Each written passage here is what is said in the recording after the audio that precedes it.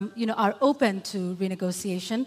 However, on the matter of renegotiating our debt, Honorable Ruto, you just last week in an interview with the international press said you will not be entertaining discussions around renegotiating our debt. In fact, with respect to your competitor who is not here with us today, when he brought up the issue, you in fact called his statement on that condescending and reckless. Mr. Deputy President, are you tonight changing your position and saying you will renegotiate and seek to restructure our debt? Not at all. I still believe, as I stand here, that it is reckless for anybody to say we cannot pay our debts. I believe that we have what it takes to pay our debts. And mark you, what we were discussing about VAT is very different from negotiating our debts. But it is tied to the IMF facility, which is a loan.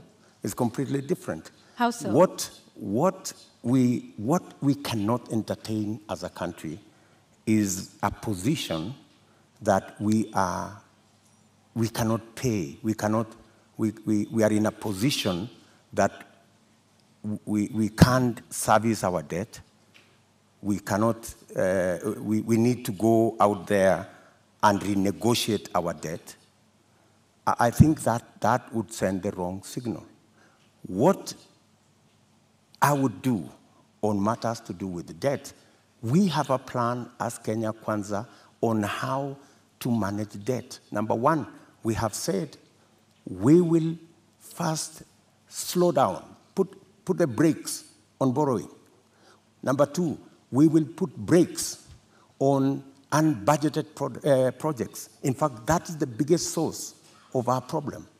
Projects that are not within the budget, so that we cannot keep our fiscal deficit at what we have committed, 5% or 5.9%. Number three, we need to raise our revenues. And I have said openly that we have areas that we believe that we can raise our revenue. For example, we collect 52% of all collectible VAT. Just by automation and computerization, we can actually raise 95% of all collectible VAT. That would give us an extra 450 billion Kenya shillings. And added on to that, if you raise that kind of VAT, you can equally raise from corporate tax an additional 200, maybe 150 billion shillings. So there is room to raise additional funding, additional revenue for us to manage our debt without necessarily going to say we're going to negotiate our debt. So I hear you saying that our national debt as it stands today is manageable. Our debt today is a challenge. We need to deal with it. We are not sitting pretty. We are living, if I may say, we are living beyond our means.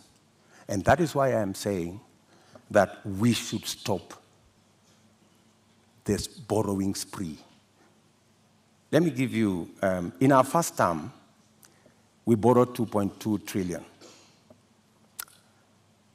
From 2017, our handshake brothers have borrowed 4.2 trillion.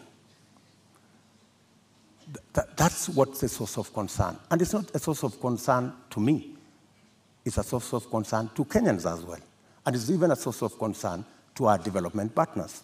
They are beginning to raise issues about our debt. And more so, the trajectory of continued borrowing.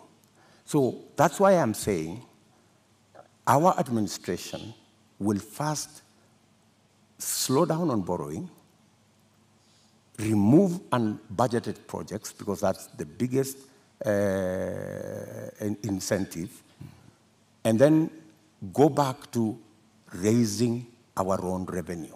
Do you have figures that you are targeting? When you say remove unbudgeted projects, how much are we talking about? When you say slow down on borrowing, from what amount to what amount are you talking about? When you look at our fiscal deficit, all right, there are too many projects that are not in the that are not budgeted for. For example, the Uhuru Gardens Museum.